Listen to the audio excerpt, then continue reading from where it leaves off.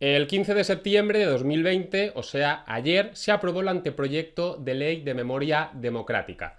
Ya no hablan de memoria histórica, sino de memoria democrática. Y en concreto la Moncloa nos informaba de lo siguiente, y leo. El Consejo de Ministros ha aprobado el anteproyecto de ley de memoria democrática, un texto con 66 artículos que se agrupan en 5 títulos, estructurados en torno al protagonismo y la reparación integral de las víctimas de la guerra civil y la dictadura, así como a las políticas de verdad, justicia, reparación y garantías de no repetición. En la medida en que este es un canal dedicado al derecho, voy a analizar el anteproyecto de ley desde el punto de vista del derecho. Al respecto he de decir que después de haber leído el anteproyecto de ley, considero que este se basa en 3 ideas que son, desde un punto de vista jurídico, una auténtica aberración, porque cada una de estas 3 ideas conculca, atropella un principio jurídico esencial. Y vamos a ver esto con algo más de detenimiento. La primera idea en la que se basa el anteproyecto de ley es la siguiente. El anteproyecto de ley pretende interpretar el pasado. Mediante una ley, por tanto, se pretende establecer una versión oficial de la historia, una versión oficial que se caracterizaría por 2 notas. En primer lugar, el anteproyecto de ley considera que la Segunda República fue un periodo idílico y pacífico. Así, en el anteproyecto de ley podemos leer lo siguiente. Se trata de promover su reparación moral y recuperar su memoria e incluye el repudio y condena del golpe de Estado del 18 de julio de 1936 y la posterior dictadura.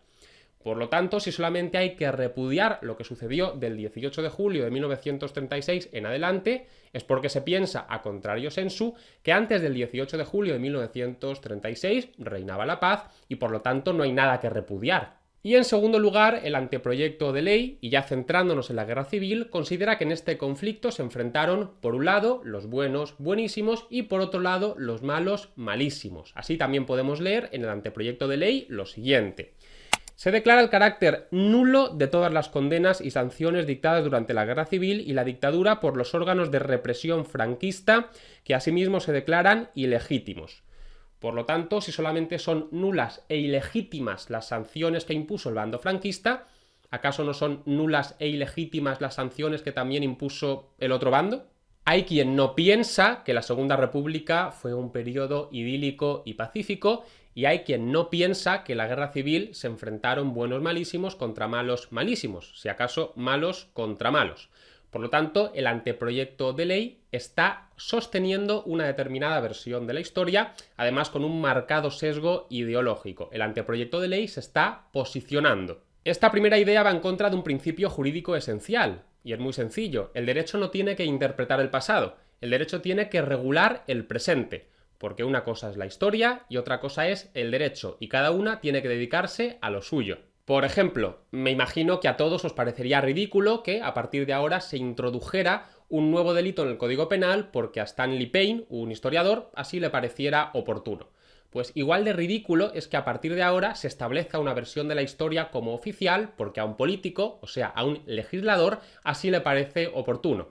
En ambos casos, ambas personas estarían desarrollando tareas que no le competen. Y como suele decirse, y quizás nunca mejor dicho, zapatero a tus zapatos. Me imagino que alguno que otro, después de escucharme, estará pensando, bueno, tú lo que eres es un fascista y por eso te parece mal que mediante ley se establezca lo que pasó durante la guerra civil. Pues no, nada más lejos de la realidad. Yo no soy un fascista, sino alguien que sabe lo que es el derecho. Y precisamente por eso me parece mal que mediante ley se establezca lo que pasó durante la guerra civil o durante cualquier otro periodo histórico, durante el de Julio César, el de Napoleón o el que queráis. Y os pongo otro ejemplo. Imaginad que se os estropea el cableado en vuestra casa y llamáis a un electricista para que lo arregle. Y el electricista, nada más llegar, en vez de ponerse a arreglar el cableado, se pone a regar una planta de estas 5 que tenéis. Me imagino que le diréis al electricista que pare, que deje de hacer eso, porque no tiene que hacer eso, y que se ponga a arreglar el cableado. Y me imagino también que le diríais al electricista que parase, sea cual sea la planta que se haya puesto a regar, si una o si otra. Pues exactamente lo mismo me sucede a mí. Sea cual sea la época que un legislador se ponga a interpretar mediante ley, le diré que pare, porque en ningún caso estará haciendo lo que le corresponde. La segunda idea en la que se basa el anteproyecto de ley es la siguiente. El anteproyecto de ley no solamente quiere interpretar el pasado, sino que quiere imponer el pasado.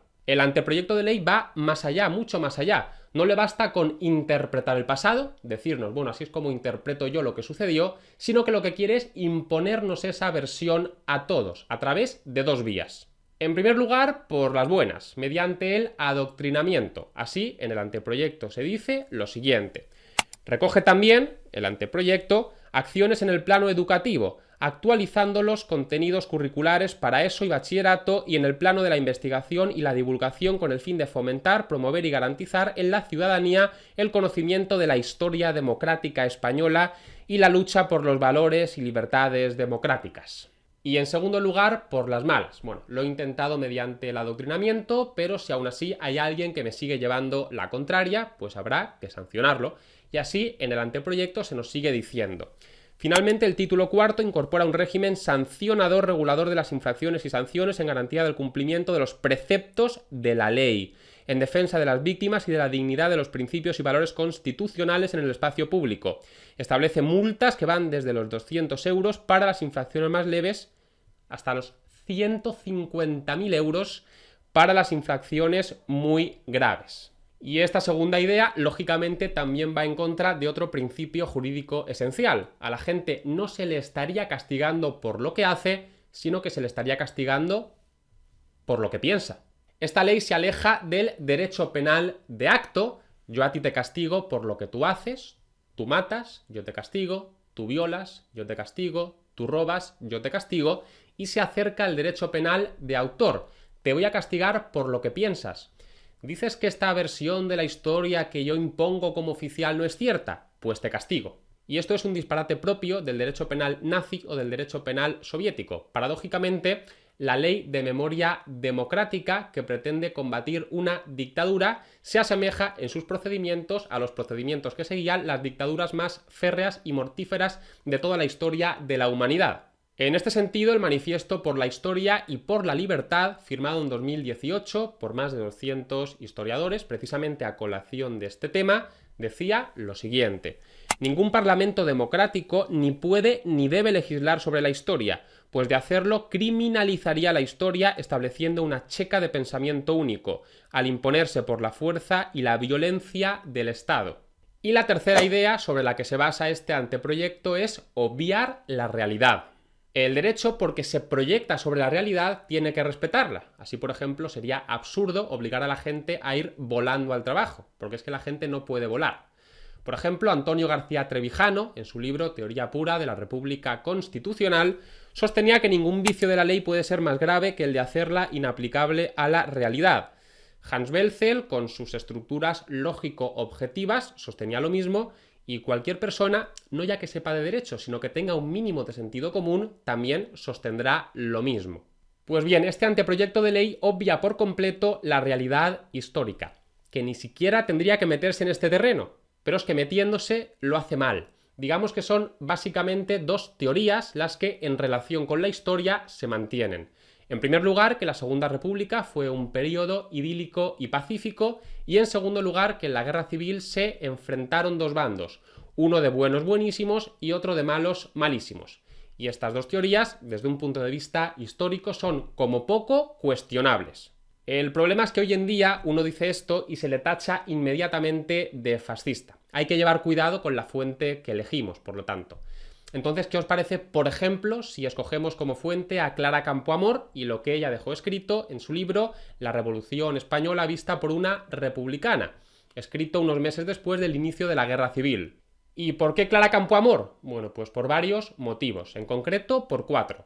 En primer lugar, porque ella vivió la época. Ni yo la viví, ni vosotros la vivisteis, pero ella sí, entonces sabrá mejor que yo y que vosotros lo que pasó.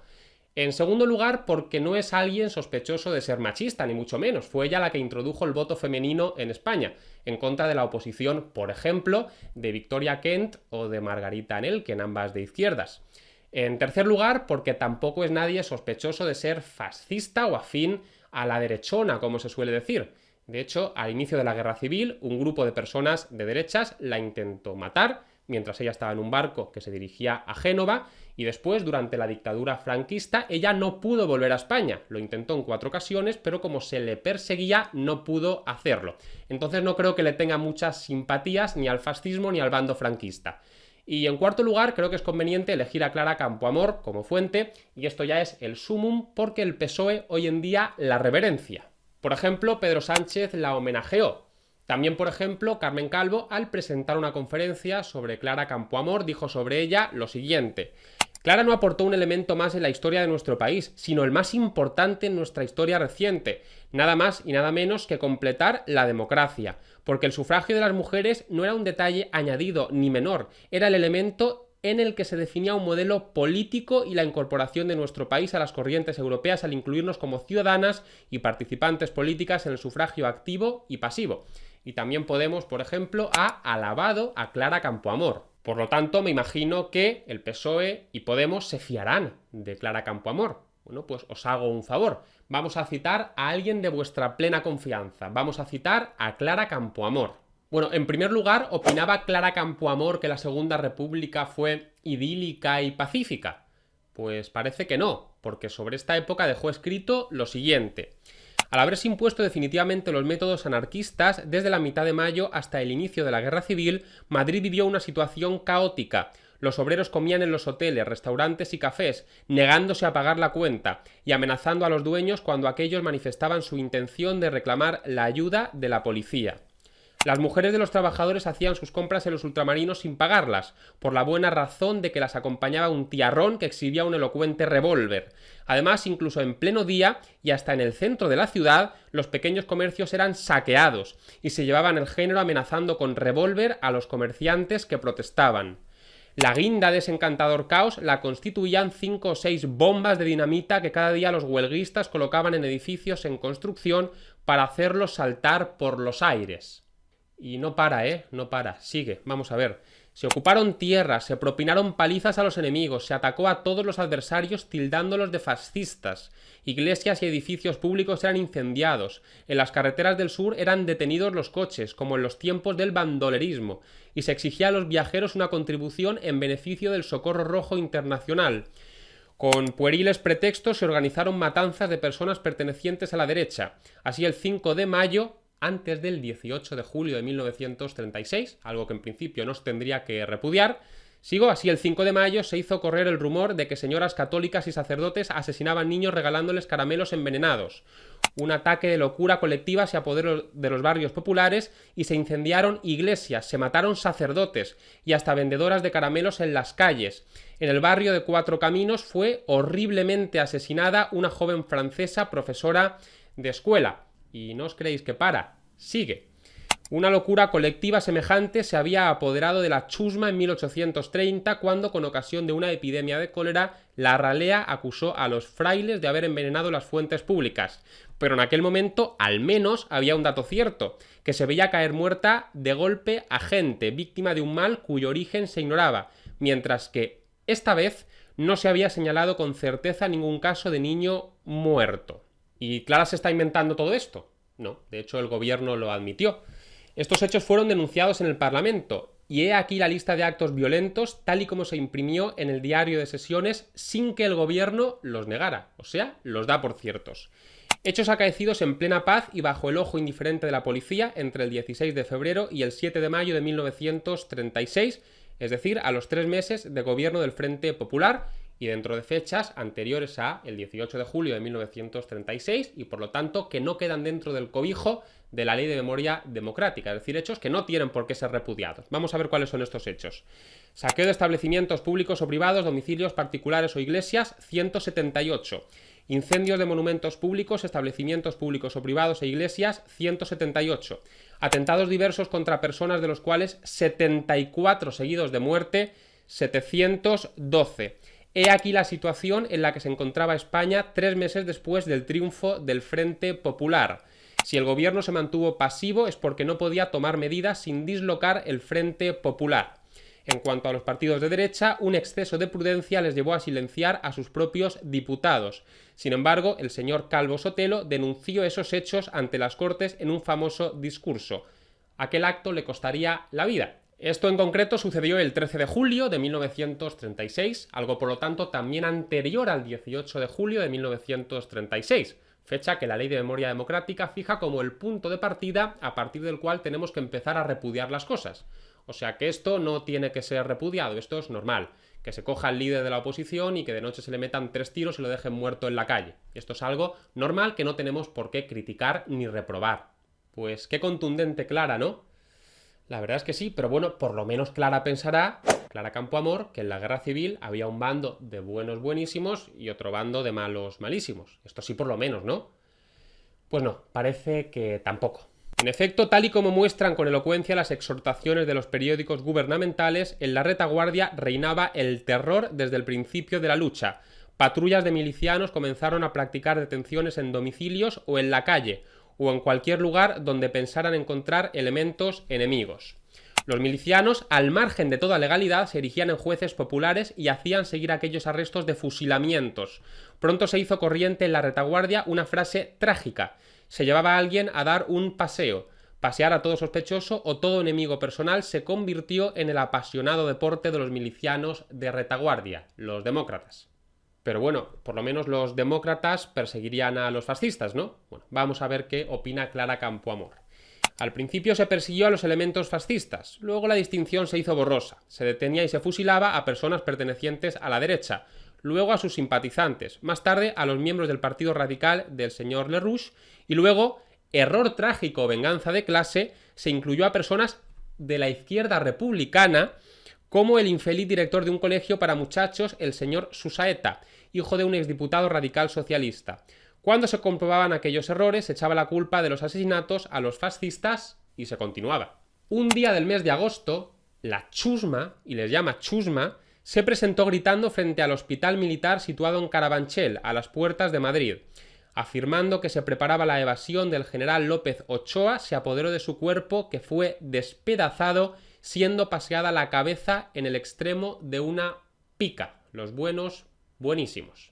¿Y sabéis por qué Clara pensaba esto de verdad y no fue mera propaganda fascista que se inventó? Pues porque ella misma tuvo que huir de Madrid por miedo a que la matasen. Así dijo. Dejé Madrid a principios de septiembre, la anarquía que reinaba en la capital ante la impotencia del gobierno y la absoluta falta de seguridad personal, incluso para los liberales, o quizás sobre todo para ellos, me impusieron esta prudente medida. Bueno, vamos a ver, Clara Campoamor no pensaba que unos fuesen buenos buenísimos y otros malos malísimos, pero me imagino que por lo menos sí que pensará que uno de los bandos era fascista y otro demócrata. Pues no, tampoco esto pensaba Clara Campoamor. ¿Fascismo contra democracia? No, la cuestión no es tan sencilla. Ni el fascismo puro ni la democracia pura alientan a los dos adversarios. La división tan sencilla como falaz hecha por el gobierno del Frente Popular entre fascistas y demócratas para estimular al pueblo no se corresponde con la verdad. La heterogénea composición de los grupos que constituyen cada uno de los bandos demuestra que hay al menos tantos elementos liberales entre los alzados como antidemócratas en el bando gubernamental. Y ojo, advierte que en caso de llegar a ganar el Frente Popular la guerra, y esto nos lo dice en 1936, quien ganaría no sería la democracia. E incluso más allá de la guerra, el porvenir parecía sombrío. Se vislumbraba con demasiada claridad que el triunfo del gobierno no sería el triunfo de un régimen democrático dentro del cual el ciudadano gozaría de libertad.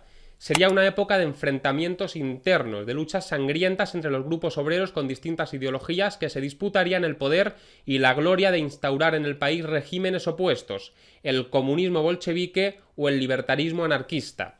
El resultado solo puede ser una dictadura del proletariado, más o menos temporal, en detrimento de la República Constitucional. Y recordad que nada de lo anterior, pero nada lo he dicho yo. Todo son palabras de Clara Campoamor. Así que ahora, ¿qué vais a hacer? ¿Decir que Clara Campoamor es fascista? Bueno, adelante, tened valor, decir que Clara Campoamor es fascista. Pero ojo, recordad que si decís que Clara Campoamor es fascista, tendréis que admitir acto seguido que el voto femenino en España lo introdujo el fascismo. Supongo que a muchos le estará ahora mismo explotando la cabeza. Y para que os termine de explotar a algunos la cabeza, voy a hacer lo siguiente.